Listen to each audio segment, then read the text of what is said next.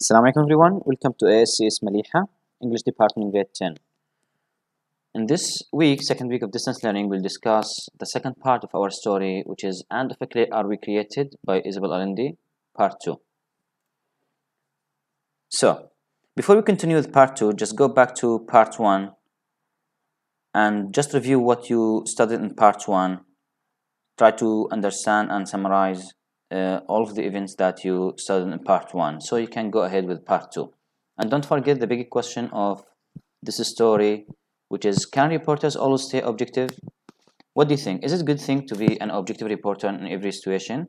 That's what we are going to discuss in this story, inshallah. So in this presentation, and of a Clay Are We Created? We have learning intentions, determine the main idea of the story, identify affixes and use them in my writing, prefixes and suffixes actually, convey facts and explanations clearly and accurately in my writing. How you can achieve that? We have success criteria. Name it. I can highlight the main ideas and themes of the story, explain it. I can discuss the main events of the story, connect it. I can discuss how characters develop throughout the story, and teach it. I can use prefixes and suffixes in my writing. Assignment instructions, we said that before. You can create one PowerPoint for all assignments, or you can create a PowerPoint for each assignment that you have in second week. Before we continue with part 2, just let's review the skill of this story, the author's perspective, the skill of this story. What do we mean by author's perspective? We said that author's perspective is the point of view of the author or the writer about a topic or an idea that he's discussing in this story, or about topics and ideas that he's discussing in this story. For example, a teacher who thinks that using mobile phones in the class is not good at all, and it can cause a lot of distractions. Students, they are not listening anymore to the teacher inside the class. Maybe students, they use their mobile phones for cheating. So he said that mobile phones, or he thinks that mobile phone is not good at all. While on the other hand, we have teachers and students who think the using of mobile phones in the class is an effective way to engage students. Students, they can use their mobile phones to access a lot of online activities and to do a lot of researches in the class and use their mobile phones. So we have here two different point of views. We have two different perspectives for the same topic, which is using mobile phones in the class. Okay. However, let's go back to the story in part 2 and take a target passage to discuss together. Okay. Page 592. Take your time. Read from line 181 to 199. Sorry. Okay. So in this part of the story, so far we know that the narrator, she told us that Rolf, who's a reporter, who was professional and an objective reporter, who went to just report the event of this natural disaster. He did his best actually he left his camera and he did his best to rescue and save that girl who's Azusuna, okay?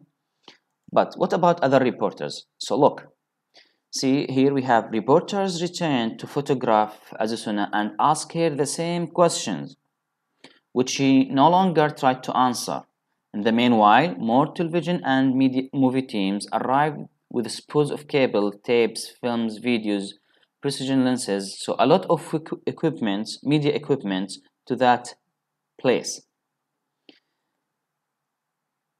And also here we have the improved technical facilities bore results.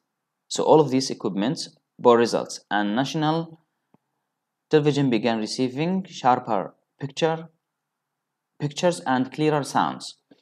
The distance seemed suddenly compressed, and I had the horrible sensation that Azusuna and Rolf were by my side. So all of these equipments actually that they brought to that area or to that place, we have results for these equipments. Okay, we have right now a clear sounds and we have a sharper picture. Okay, but what do you think, guys?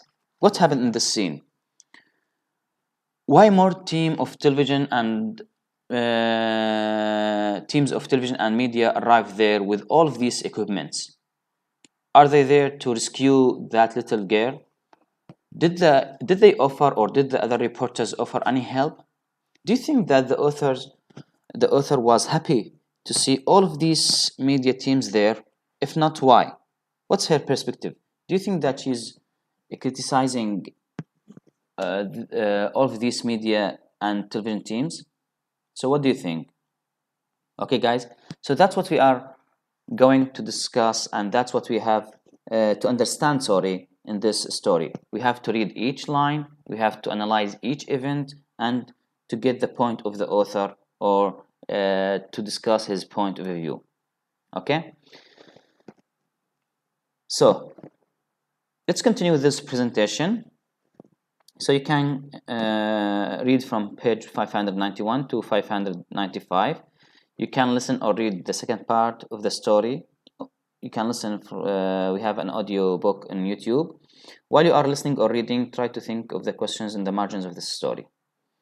In the first assignment, reading comprehension, try to answer these 3 questions. Before answering these 3 questions, read the rubric for this assignment, okay? You have a file here, or a PowerPoint, so you can fill with your answers. For example, if I have this question, I can write my answer for this question, and I can support my answer with an evidence from the story to support my answer. Okay, so I have to cite an evidence to support my answer for this question, and that's what you have to do for these 3 questions in assignment 1. Okay, that's all for this part of this video, and next part inshallah, or next video inshallah, will continue with grammar, prefixes and suffixes, and writing. Thank you so much. If you have any question, communicate with your teacher. Thank you.